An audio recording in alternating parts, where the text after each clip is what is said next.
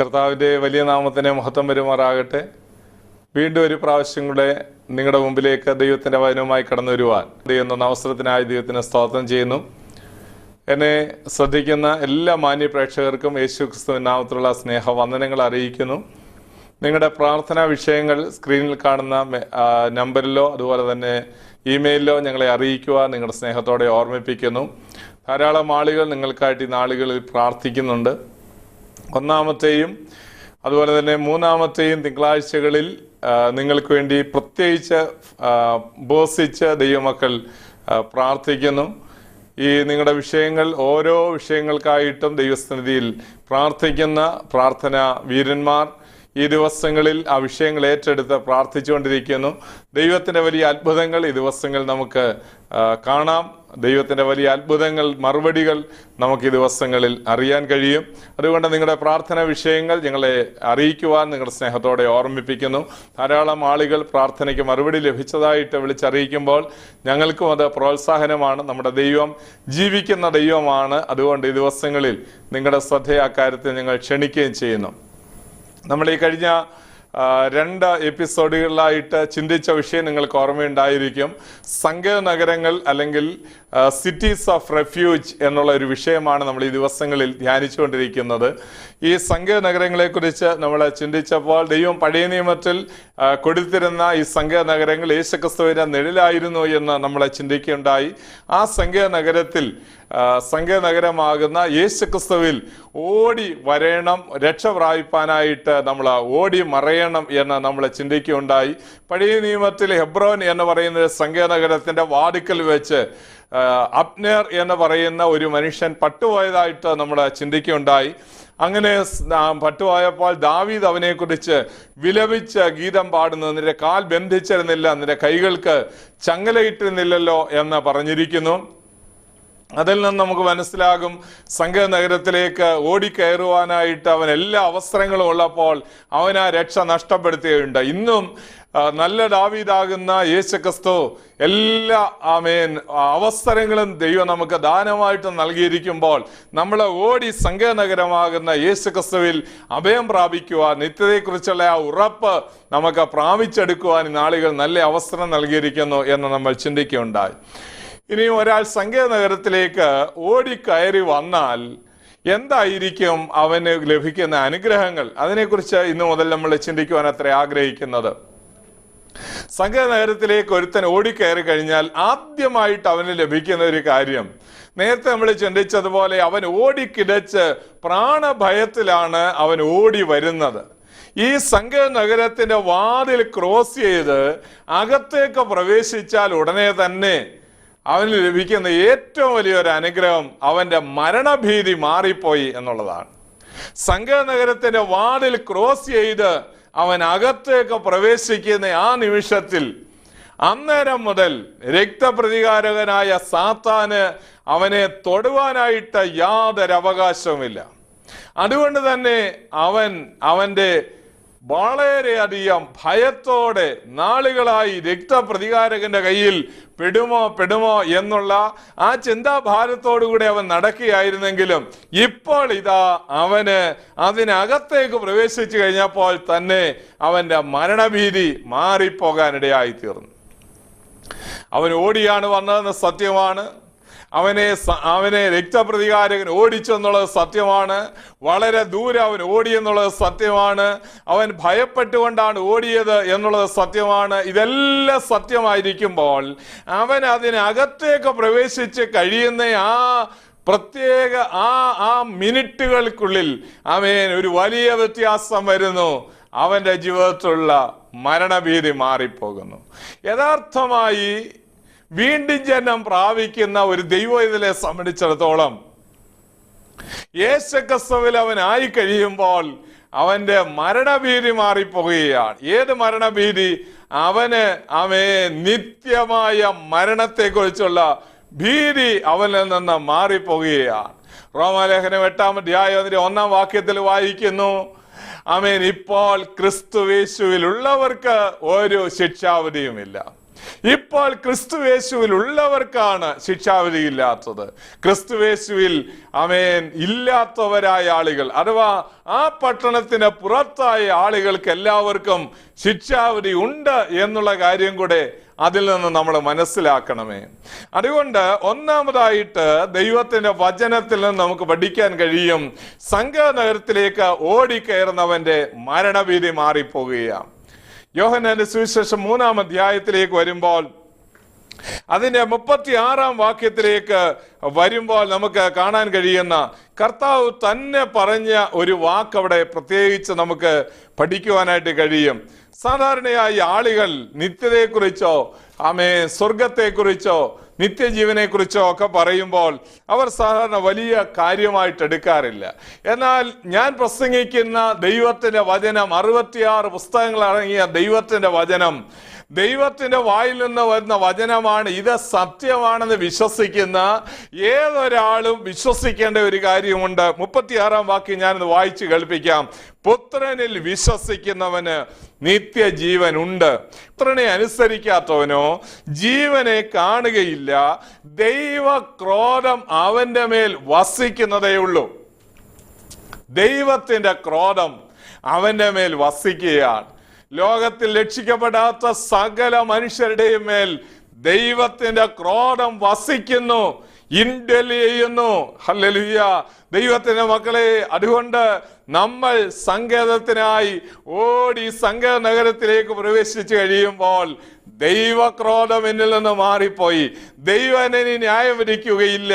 ഞാൻ ക്രിസ്തുവിൽ വിശ്വസിച്ചത് കൊണ്ട്, ക്രിസ്തുവിനെ അനുസരിച്ചത് കൊണ്ട് നിത്യജീവന് ഞാൻ അവകാശിയായി മാറി എന്നുള്ള ഒരു ഉറപ്പവന് ലഭിക്കുകയാണ്.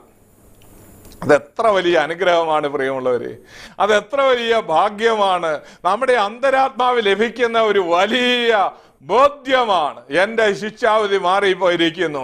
ഞാൻ ഇന്ന് മരിച്ചാൽ പിതാവിനോടുകൂടെ പുത്രനോടുകൂടെ ഹല്ലേലൂയ സ്വർഗത്തിലായിരിക്കുന്ന അനുഭവം. ഹല്ലേലൂയ. ത്രിയേക ദൈവം ആമേൻ, പരിശുദ്ധാത്മാവ് ആമേൻ ഉൾപ്പെടുന്ന ത്രിയേക ദൈവത്തിന്റെ ഹല്ലേലൂയ ആ സാന്നിധ്യം ഞാൻ അനുഭവിക്കുന്ന, എൻ്റെ ആത്മാവിൽ അനുഭവിക്കുന്ന ഒരു സമയമായിരിക്കും അത്. പ്രിയമുള്ളവരെ, അതുകൊണ്ട് ഇപ്പോൾ ക്രിസ്തുവേശുള്ളവർക്ക് ഒരു ശിക്ഷാവിധിയുമില്ല. നമ്മൾ എബ്രായലേഖനം 2-ാം അധ്യായത്തിന്റെ 14-ാമത്തെ വാക്യത്തിൽ ഒരു കാര്യം എബ്രായലേഖന കർത്താവ് പറയുകയാണ്, മരണഭീതിയിൽ അടിമകളായിരുന്നവരെ ഒക്കെയും വിടുവിച്ചു എന്നാണ് പറഞ്ഞിരിക്കുന്നത്. ആ വാക്യത്തിനകത്ത് ജീവപര്യന്തം മരണഭീതിയിൽ അടിമകളായിരുന്നവരെ ഒക്കെയും വിടുവിച്ചു എന്നെഴുതിയിരിക്കുന്നു. ജീവപര്യന്തം മരണഭീതിയിൽ അടിമകളായിരുന്നു മനുഷ്യർ. എന്നാൽ ആ സ്ഥാനത്ത് നിന്ന് ആമേൻ എബ്രായലേഖനം 2-ാം അധ്യായം അതിൻ്റെ 10-ാം വാക്യം മുതൽ വായിക്കുമ്പോൾ നമുക്കൊരു കാര്യം അവിടെ ശ്രദ്ധേയമായ കാര്യമാണ്. അവിടെ വായിക്കുന്നത്, മക്കൾ ജഡരക്തങ്ങളോട് കൂടിയവർ ആകൊണ്ട് അവനും അവരെ പോലെ ജഡരക്തങ്ങളോട് കൂടിയവനായി മരണത്തിന്റെ അധികാരിയായ പിശാചിനെ തന്റെ മരണത്താൽ നീക്കി ജീവപര്യന്ത മരണഭീതിയിൽ അടിമകളായിരുന്നവരെ ഒക്കെയും വിടുവിച്ചു എന്ന് കാണുവാനായിട്ട് കഴിയും. മാനവജാതിയുടെ പ്രത്യേകത എന്തായിരുന്നു? അവര് പാപചേതന്റെ ഫലമായി മരണഭീതിയിൽ അടിമകളായിരുന്നു. ഏതുവരെ? മരണപര്യന്തം അവർ മരണഭീതിയിൽ അടിമകളായിരുന്നു. നമ്മളെ സന്തോഷിപ്പിക്കേണ്ട ഒരു കാര്യം, രക്ഷിക്കപ്പെടുന്ന സകല ദൈവമക്കൾക്കും അറിയാം, വീണ്ടും ജനനം പ്രാപിച്ച, യഥാർത്ഥമായി വീണ്ടും ജനനം പ്രാപിച്ച എല്ലാ ദൈവമക്കൾക്കും ഒരു നല്ല ഉറപ്പുണ്ട്. ഇന്ന് ഞാൻ മരിച്ചാൽ എനിക്ക് മരണമെന്ന് പറയുന്നത് ഒരു വിഷയമേമല്ല. ഹല്ലേലൂയ. ഞാൻ മരണത്തിൽ നിന്ന് ജീവനിൽ കടന്ന വ്യക്തി ആയതുകൊണ്ട് മരണത്തിന് എൻ്റെ മേൽ യാതൊരു അവകാശവുമില്ല. എൻ്റെ ഈ ശരീരം ഈ മണ്ണിലേക്ക് മറയുന്ന ഒരു ദിവസം ഉണ്ടായിരിക്കാം. എന്നാൽ നിത്യത്തിൽ കോടാനുകോടി യുഗങ്ങൾ നിത്യമായി രാജാതി രാജാവും കർത്താതി കർത്താവുമായവനോടുകൂടെ വസിക്കുന്ന ഒരു നാളുണ്ട്. ആ നാൾ എത്ര ഭാഗ്യനാളാണ്. ഹല്ലേലൂയ. ആമേൻ. നമ്മുടെ ഈ താഴ്ചയുള്ള ശരീരം അവന്റെ മഹത്വമുള്ള ശരീരത്തോട് അനുരൂപമായി രൂപാന്തരപ്പെടുത്തുന്ന നാള് എത്ര വലിയ അനുഗ്രഹിക്കപ്പെട്ട നാളായിരിക്കും. പല ആളുകളെ സംബന്ധിച്ചിടത്തോളം മരണം എന്ന് പറയുന്നത് അവർക്ക് ഏറ്റവും ഭീകരമായി തോന്നുന്ന ഒരു കാര്യമാണ്. മരണവേദന എന്ന് പറയുന്നത് ലോകത്തിലേക്കും വലിയൊരു വേദനയാണെന്ന് ആളുകൾ പറയാറുണ്ട്. എന്നാൽ ഒരു ദൈവത്തിനെ സംബന്ധിച്ചിടത്തോളമോ മരണം വിട്ട ജീവനെല്ലാം കടക്കുകയാണ്. അതെത്ര വലിയ ഭാഗ്യമാണെന്നറിയാമോ? അതെത്ര വലിയ അനുഗ്രഹമാണെന്നറിയാമോ? നമ്മൾ ഈ ശരീരം വിട്ട് നിത്യത പ്രാപിക്കുന്ന ദിനം നമ്മുടെ സന്തോഷത്തിന്റെ ദിനമാണ്. ആ സന്തോഷത്തിന്റെ ഒരു ചെറിയ ഒരു മുൻരുചിയാണ് ദൈവരാജ്യത്തിൽ ഇന്ന് നാം അനുഭവിച്ചു കൊണ്ടിരിക്കുന്നത്. നമുക്ക് പൗലോസിന്റെ കൊരിന്ത്യർക്ക് എഴുതിയ 1-ാം ലേഖനം 15-ാം അധ്യായത്തിൽ പൗലോസ് മരണത്തെ വെല്ലുവിളിക്കുന്ന ഒരു വിളിയുണ്ട്. മരണത്തെ വെല്ലുവിളിക്കുന്നത് അദ്ദേഹം ഇങ്ങനെയാണ്: ഹേ മരണമേ, നിന്റെ ജയം എവിടെ? ഹേ മരണമേ, നിന്റെ വിഷമുള്ള എവിടെ?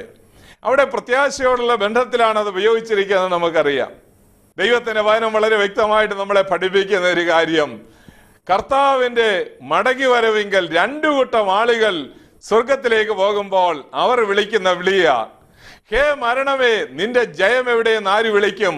ആദ്യം കല്ലറകളിലുള്ളവർ ഉയർത്തെഴുന്നേറ്റ് സ്വർഗത്തിലേക്ക് പോകുമ്പോൾ, കോടാനുകോടി വിശുദ്ധന്മാർ മധ്യാകാശത്തിലേക്ക് പോകുമ്പോൾ സാത്താനെ അവർ വെല്ലുവിളിച്ചു പറയും, നീ എന്നെ മരണം കൊണ്ട് കല്ലറയ്ക്കകത്ത് ഒതുക്കിക്കളഞ്ഞു. എന്നാൽ ഹേ മരണമേ, നിന്റെ ജയം എവിടെ? നീ പരാജയപ്പെട്ടിരിക്കുന്നു.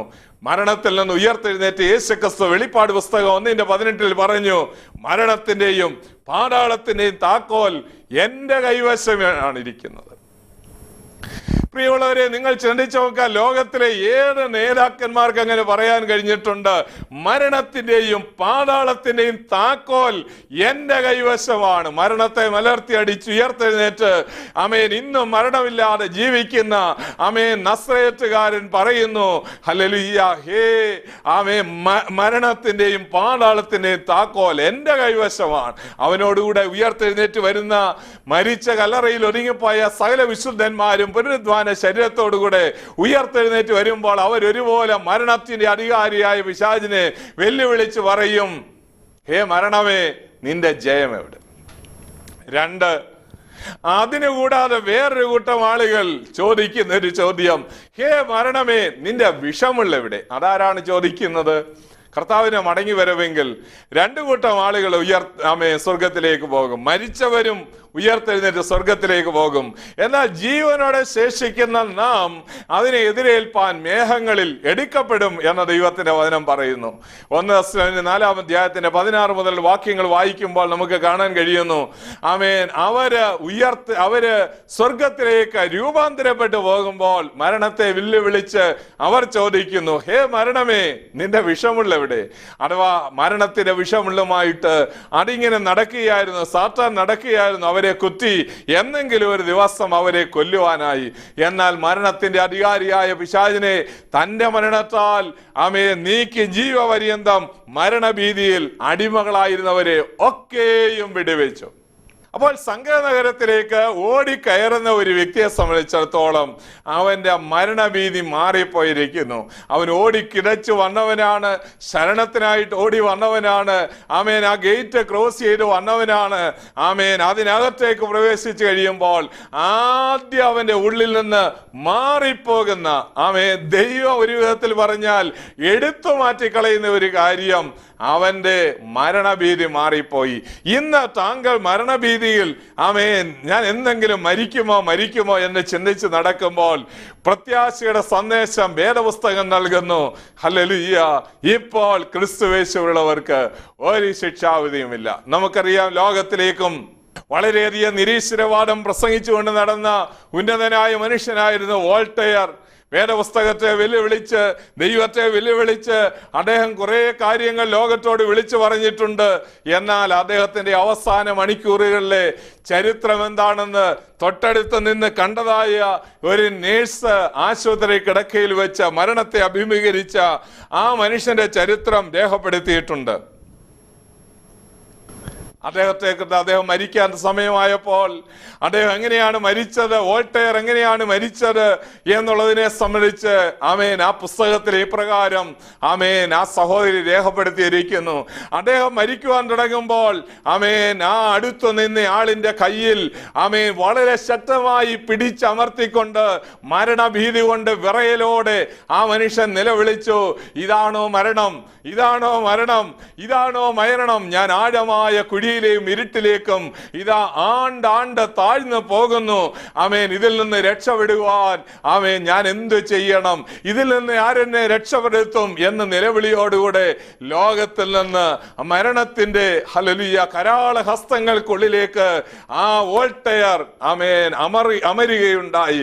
എന്നാൽ പ്രത്യാശയുള്ള ദൈവം ഇതിൽ അങ്ങനെയാണോ മരിക്കുന്നത്? ഒരിക്കലുമല്ല. അവരങ്ങനെ മരിക്കുകയില്ല. ദൈവത്തിന്റെ ദൂതന്മാർ സ്വർഗീയ ദൂതന്മാർ അവരുടെ അരികിലേക്ക് വരികയും നല്ല പ്രശാന്തമായി സന്തോഷത്തോടുകൂടെ നിത്യതീരത്തേക്ക് അവരെ കൊണ്ടുപോവുകയും ചെയ്യുമ്പോൾ അവർക്ക് മരണത്തെ യാതൊരു ഭയവുമില്ല. അതുകൊണ്ടാണ് ഭക്തന്മാർ പാടിക്കൊണ്ട് മരിക്കുന്നത്. അതുകൊണ്ടാണ് ഭക്തന്മാർ പ്രാർത്ഥിച്ചുകൊണ്ട് മരിക്കുന്നത്. അതുകൊണ്ടാണ് ഭക്തന്മാർ ദൈവസന്നിധിയിൽ വിശ്രമിക്കുവാൻ വേണ്ടി ശാന്തമായി ഇവിടെ നിന്ന് യാത്രയാകുന്നത്. നിങ്ങളെ തന്നെ ശോധന ചെയ്യുക. നമ്മുടെ മരണഭീതി മാറിപ്പോയിട്ടുണ്ടോ? ഈ ലോകത്തിൽ നിന്ന് എന്തെങ്കിലും മാറ്റപ്പെടുമ്പോൾ ആ മരണഭീതി ഹല്ലേലൂയ ഉള്ളിൽ അലട്ടുന്നു എങ്കിൽ പ്രത്യാശ എവിടെയോ മാറി മറഞ്ഞിരിക്കുന്നു. ഉള്ളിൽ പ്രത്യാശയുള്ള ദൈവം ഇതിനറിയാം. ഞാൻ ഇന്ന് മരിച്ചാൽ നിത്യതയിൽ അങ്ങേ തീരത്ത് ഹല്ലേലൂയ സ്വർഗീയ തീരത്ത് എന്റെ ആത്മമണവാളനുള്ള സ്ഥലത്ത് 10,000 സുന്ദരനും വെണ്മയും ചുവപ്പുള്ളവനും ശാരോനിലെ പനിനീർ പുഷ്പമായവനും എന്റെ വീണ്ടെടുപ്പുകാരൻ ഹല്ലേലൂയ ആയിരിക്കുന്ന സ്ഥലത്തേക്ക് ഞാൻ പോകും. ഹല്ലേലൂയ അതെന്റെ പ്രത്യാശയാണ്. ഹല്ലേലൂയ അയ്യോബ് തന്റെ ജീവിതത്തിന്റെ ഏറ്റവും വലിയ യാതനയുടെയും വേദനയുടെയും നടുവിൽ അദ്ദേഹം ഇങ്ങനെ പറഞ്ഞു, ഹല്ലേലൂയ എന്റെ ദേഹം ഇങ്ങനെ ക്ഷയിച്ച ശേഷം ഞാൻ ഒടുവിൽ അവനെ കാണും. അന്യനല്ല, എന്റെ സ്വന്തം കണ്ണുകൊണ്ട് തന്നെ ഞാൻ അവനെ കാണും. എന്റെ വീണ്ടെടുപ്പുകാരൻ ജീവിച്ചിരിക്കുന്നുവെന്നും അവനൊടുവിൽ പൊടിമേൽ നിൽക്കുമെന്നും ഞാൻ അറിയുന്നു. ഹല്ലേലൂയ ഞാൻ അവനെ കാണും. അന്യനല്ല, എന്റെ സ്വന്തം കണ്ണുകൊണ്ട് തന്നെ ഞാൻ അവനെ കാണും. പ്രിയമുള്ളവരെ, അത് എത്ര വലിയ പ്രത്യാശയാണ് ദൈവം നമുക്ക് തരുന്നത്.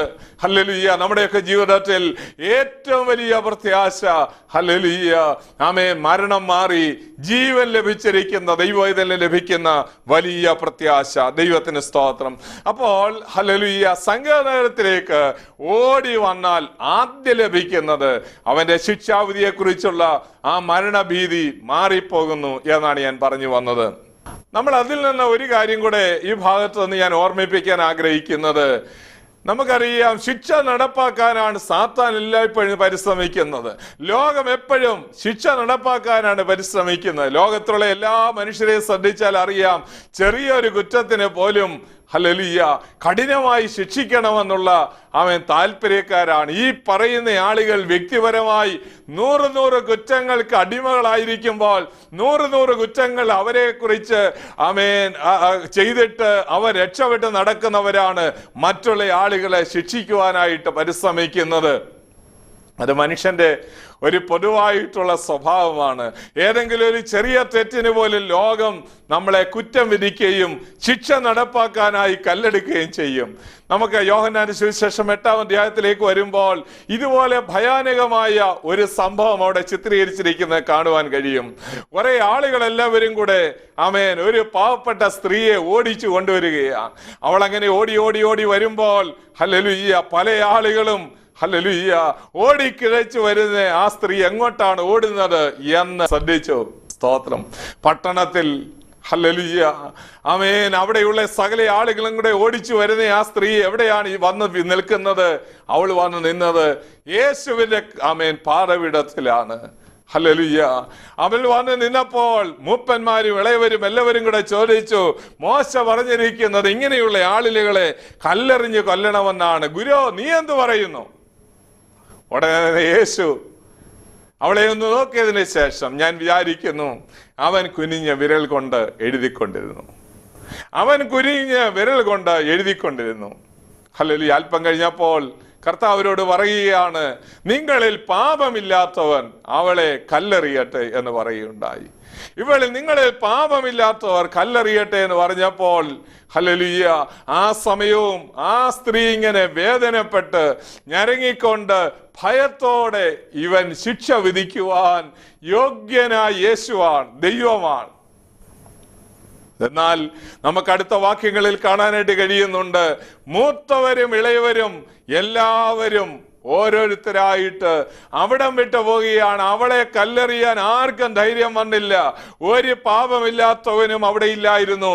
ദൈവത്തിന്റെ മക്കളെ, ഒരു പാപമില്ലാത്തവനും അവിടെ ഇല്ലാതിരിക്കുമ്പോൾ പാപമുള്ളവരായിരുന്നു അവരെല്ലാവരും. എന്നാൽ ഒരുവൻ മാത്രമേ പാപമില്ലാത്തവനായി അവിടെ ഉണ്ടായിരുന്നുള്ളൂ. അവനായിരുന്നു ശിക്ഷ വിധിക്കേണ്ടത്.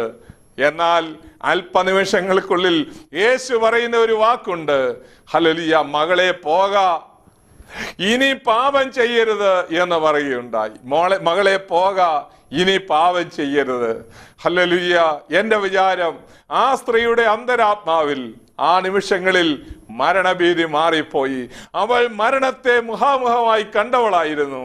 അവൾക്ക് ഹല്ലേലൂയ മരണത്തെ മുഖാമുഖമായി കണ്ടു എന്ന് മാത്രമല്ല, അവൻ ചുറ്റുപാട് നിൽക്കുന്ന ധാരാളം ആളുകൾ കല്ലെറിയുവാൻ ഹല്ലേലൂയ വലിയ കല്ലുമായി അവളുടെ നേരെ നിൽക്കുമ്പോൾ ഹല്ലേലൂയ ഒരുവന് പറയാനുണ്ട്, ഞാനും നിന്നെ ശിക്ഷ വിധിക്കുന്നില്ല,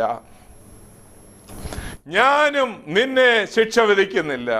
ലോകത്തിൽ ഹല്ലേലൂയ ശിക്ഷ വിധിക്കുവാൻ കഴിവുള്ളവനായ ദൈവം പറയുന്നു, ഞാനും നിന്നെ ശിക്ഷ വിധിക്കുന്നില്ല. കാരണം നിനക്ക് വേണ്ടി ഞാൻ എല്ലാ ശിക്ഷയും ഏറ്റെടുത്ത ദൈവമാണ്. നീ മരിക്കേണ്ട സ്ഥാനത്ത് ഞാൻ മരിച്ചിരിക്കുന്നു. നീ അടികൊള്ളേണ്ട സ്ഥാനത്ത് ഞാൻ അടികൊണ്ടിരിക്കുന്നു. നീ നിന്നെ ഏൽക്കേണ്ട സ്ഥാനത്ത് ഞാൻ നിന്നെ ഏറ്റിരിക്കുന്നു. നീ കുരിശ് ചുമക്കേണ്ട സ്ഥാനത്ത് ഞാൻ കുരിശ് ചുമച്ചിരിക്കുന്നു. നീ മൂന്നാണിമേൽ തൂക്കപ്പെടേണ്ട ശിക്ഷാവധി ഏൽക്കേണ്ട സ്ഥലത്ത് ഞാൻ ശിക്ഷാവധി ഏറ്റിരിക്കുന്നു. ഹല്ലേലൂയ. ഭൂമിഷ്കയോടെ അലറുന്ന സിംഹം പോലെ ഹല്ലേലൂയ നിന്നെ വിഴുങ്ങുവാനായി പലരും വരുമ്പോൾ നിന്റെ ശിക്ഷ ഞാൻ ഇളച്ചിരിക്കുന്നു. ഹല്ലേലൂയ. നിന്റെ ശിക്ഷാവധി എന്നേക്കുമായി ഞാൻ മാറ്റിക്കളഞ്ഞിരിക്കുന്നു. അത് കേൾക്കുമ്പോൾ ആ സഹോദരിക്ക് എന്തായിരിക്കും അവളുടെ ഉള്ളിലുണ്ടാകുന്ന ഫീലിങ്? ഹല്ലേലൂയ. മരണത്തെ മുഖാമുഖമായി കണ്ട ആ സ്ത്രീ യേശുവിന്റെ കാൽക്കൽ വീണ് കാണും. അവൾ ഒരുപോലെ അവര് ഹല്ലേലൂയ ഒരു കാര്യം അവള് കർത്താവിനോട് പറഞ്ഞു കാണും, ഹല്ലേലൂയ, കർത്താവേ, ഞാൻ ശിക്ഷയ്ക്ക് പൂർണ്ണമായി 100% അർഹതയുള്ളവളാണ്. എന്നാൽ എന്നെ ശിക്ഷിക്കാതെ വിടുന്ന ദൈവോത്ര, നിനക്കായി എന്റെ ജീവിതം, നിനക്കായി എന്റെ ജീവിതം, എന്റെ മരണഭീതി മാറ്റി തന്ന, എനിക്ക് സുരക്ഷിത ബോധം തന്ന നല്ല നാഥ, നിനക്കായി എന്റെ ജീവിതം.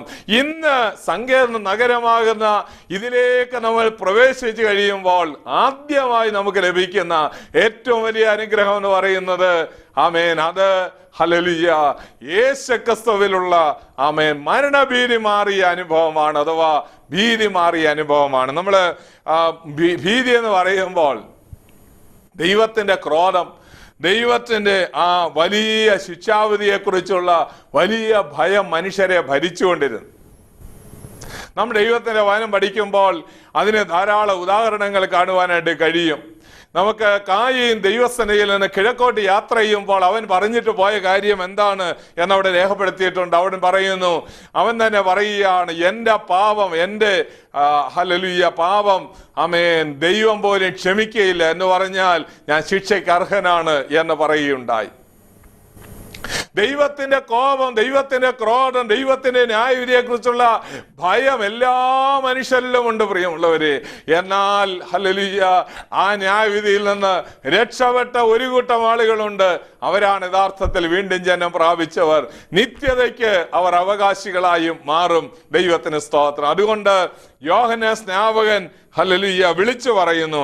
മത്തായി സുവിശേഷം 3:7 വരുമ്പോൾ അവിടെ വിളിച്ചു പറയുന്നു, യോർദാന്റെ തീരത്ത് നിന്നുകൊണ്ട് തന്നെ മുമ്പ് സ്നാനം പെടുവാനായി വന്ന ആളുകളോട് വിളിച്ചു പറയുന്നു, വരുവാനുള്ള കോപത്തിൽ നിന്ന് ഒഴിഞ്ഞു പോകുവാൻ നിങ്ങൾക്ക് ഉപദേശം തന്നത് ആര് എന്ന് ചോദിക്കുകയാണ്. വരുവാനുള്ള കോപത്തിൽ നിന്ന് ഒഴിഞ്ഞു പോകുവാൻ ഉപദേശം തന്നത് ആര്? അഥവാ വരുവാനുള്ള ആ വലിയ ശിക്ഷാവിധിയിൽ നിന്ന് ഒഴിഞ്ഞു പോകണമെന്നുണ്ടെങ്കിൽ ഹല്ലേലൂയ തന്റെ കീഴിൽ സ്നാനപ്പെടണമായിരുന്നു.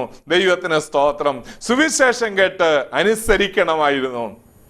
അതുകൊണ്ട് സങ്കട നഗരമാകുന്ന ആ പട്ടണത്തിലേക്ക് ഓടിക്കയറി കഴിയുമ്പോൾ, യേശുക്രിസ്തുവിൽ ഒരുവനായി കഴിയുമ്പോൾ ആദ്യമായി ലഭിക്കുന്ന കാര്യം അവന്റെ ഭയം മാറിപ്പോകുന്നു എന്നുള്ളതാണ്.